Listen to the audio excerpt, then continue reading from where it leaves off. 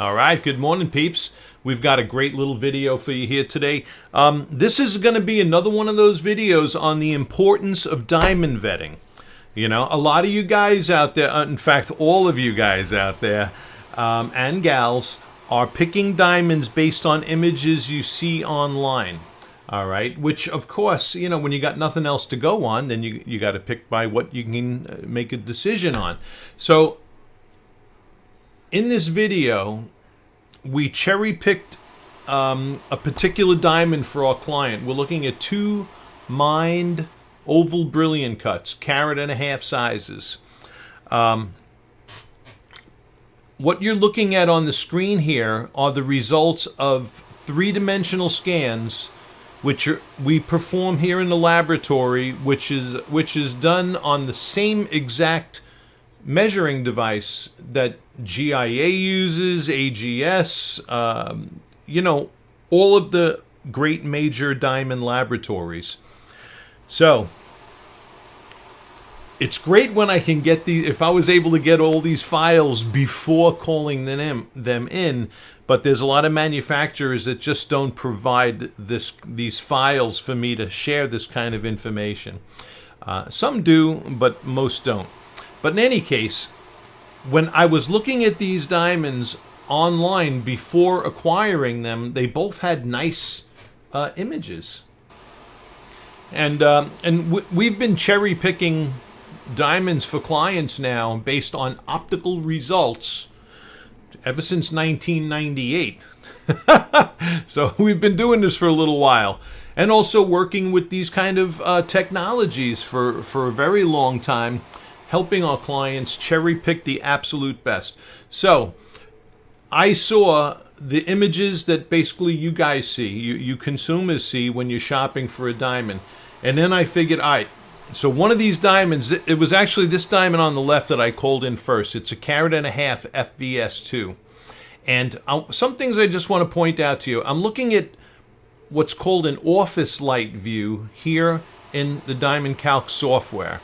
The office light view gives me a very good indicator or idea how this diamond may look in real life, and which we're going to do in this video in just a second. So I want you to notice this FVS2 on the left. Notice it's got a nice bright belly. Okay. And a good distribution of bright reflections throughout the diamond.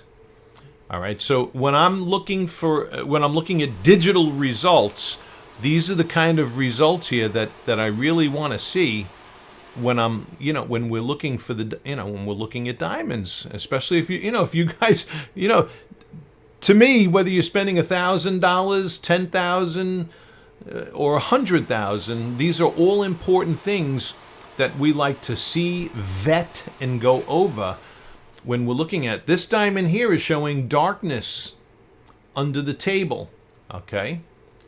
And that's because internet photography isn't always accurate. I like to see critical data. So what we're going over here in this video is the critical data for cut, and then we're going to correlate this with practical observation in the second part of this video. So I'm looking at the office light view here, and now also we're going to switch over to ASET results, of which I use a different graphic that's within the program for the lighting, as it generally reflects best what is photographed when we're photographing ASET results.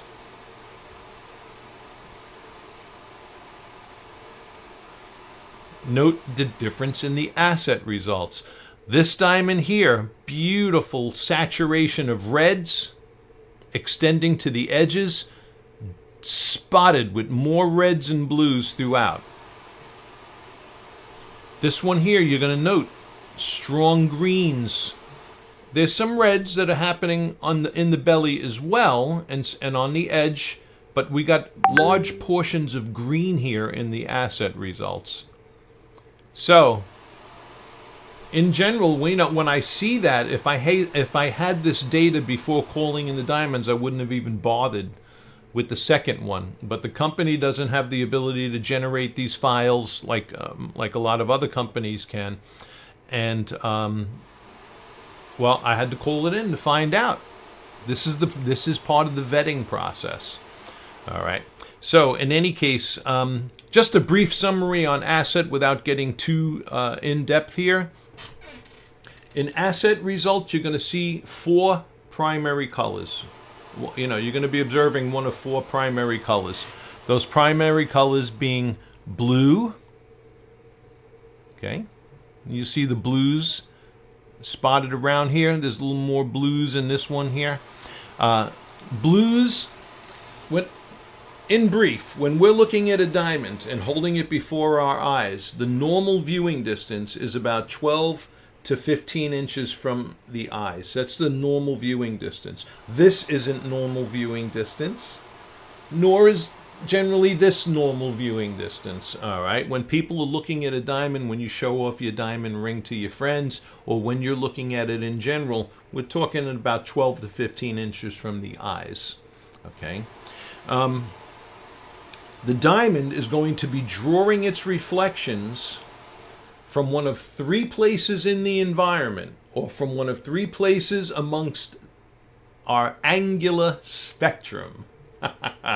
So the angular spectrum, we got from 0 or 180 degrees going up to 45 degrees. Okay? From 0 to 45 degrees represents reflections that are entering the diamond off of the horizon, or as represented in ASET results, the color green. All right, light entering from that direction, or I should say reflections entering from that direction, are generally going to be sources of weak or dull illumination. So when we see greens in an ASET, that means too many greens means it's drawing in reflections off the walls. And if you stop and think about it, your brightest resources, the brightest resources in our normal daily environment isn't coming off the walls, unless you have illuminated walls in your house. Most people don't. The illumination's coming from above, or the 45 to 75 degree angular spectrum. By the way, ASET is the abbreviation for Angular Spectrum Evaluation Tool. All right, and AGS has been using this ASET tool now in their grading since 2006, and now AGS has merged with GIA, so now this is part of the GIA system as well as AGS. So from 45 to 75 degrees, that's where most bright sources of illumination exist. The sun, lights in your room or your office or wherever it is that you work, in your home or anything else. And that's represented by the color red, as we see in the ASET results. So red becomes an extremely important color in ASET results. And when we're looking for ovals that have the absence of the bow tie, and I want to see, evidential proof of that, I'm looking at the ASET results, okay? And I like to see this bright red belly. And I have to tell you, in the world of mined diamonds, not just mined, even in lab grown, these are like finding the needles in the haystack, all right? There's a lot like this and worse. So we covered the colors green, we covered the colors of red or pink, the same thing here, or orange, they're all the same, those reddish colors. Then we have blue. Blue is indicative of reflections entering the diamond from the 75 to 90 degree angular spectrum. Okay? And when the diamond is pointed at your face, blues are going to be representative of head and body reflection. Okay? Now, if you're one of those good-looking clients who purchase their diamonds from Distinctive Gem, we know you're good-looking. However, as good-looking as you are still a poor source of illumination. So, too much blue in ASET results would be indicative of too much head and body reflection. So, I don't have it here to show you at this moment, but if this oval had a bow tie, we would see blue, a strong band of blue across the belly. And that would be indicative of strong head and body shadow, which is what causes the bow tie effect in an oval shape, a marquee shape, a pear shape, and pear-shaped diamonds. Even in rectangular cushions, and also any kind of elongated shape that could possibly have a bow tie. So, on the other hand now, blues can be a very good thing within diamond as long as it's properly distributed. So if you have a bright diamond and it has reflections of head-body shadow that are properly dispersed and not overdone, it can provide positive contrast. I'll show you just one quick example. Okay, here on the screen is an ideal cut hearts and arrows round. And you'll see beautiful saturation of reds, virtually no greens whatsoever. And you'll note these 8 blue spikes extending from the center of the diamond. And those are the facets that constitute, quote, quote, the arrows in a hearts and arrows diamond. And those facets are generally reflecting back head and body shadow. Okay? Now, just to give you an idea, that when this isn't a lesson on rounds in this video, but just to give you some perspective, when we put this now, you notice how symmetrical this diamond is. Okay? And there are diamonds on the market, and we feature them, that are cut to have or exhibit extremely high levels of symmetry, and something that we refer to as optical symmetry, because we're looking at the three-dimensional optics of the diamond. But when we put it in office lighting, see, we can notice how some of these reflections are dark and then some of them are bright. Okay, and when you see blues in the ASET results, it doesn't mean that those particular facets are always going to appear dark, because we exist in an asymmetrical world. Okay, so you know, like even the lighting in my own room, it's not perfectly symmetrical like a controlled environment. Neither will the environments be that you're in on a daily basis. They're not controlled illumination like ASET results are. So, however, those ASET results communicate to me that this round will exhibit the best optics possible within a round brilliant cut diamond. All right. So, just to continue with our little ASET lesson here. The last color, so we covered green, which are reflections coming in off of the 0 to 45 degree angular spectrum. Red, which is coming in off of the 45 to 75 degree angular spectrum. And in blue, 75 to 90, a very narrow 30 degree angular spectrum.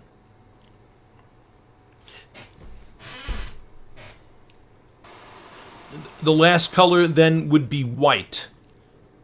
Okay, white is indicative of light leakage. Okay, or the term windowing is being thrown around a lot online, because diamonds, if they have excessive light leakage, that means the diamond is losing brilliance and too much light is escaping through the bottom, and the facets on the bottom of the diamond are doing something that we would refer to, or everybody's referring to, as windowing.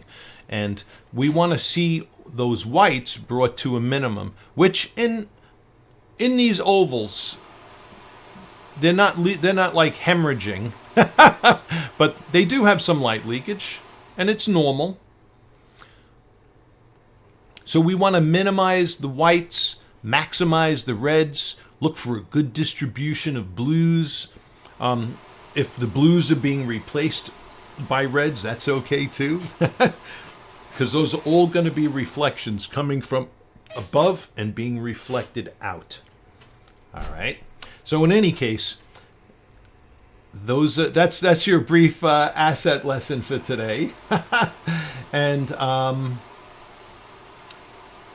we're gonna go now to practical observation and see how each of these diamonds looks in natural ambient daylight. Okay, and in New York today, it's we're going to be looking at these in the shade with natural daylight just coming in from around me in the shade. All right, so on to practical observation. Right. So now we're going to lay some eyes on these ovals. So firstly, this is the first one, the 150 FVS2. And look at that beautiful bright belly. Oh, rub-a-dub-dub. Excuse me. But yeah, she's looking good.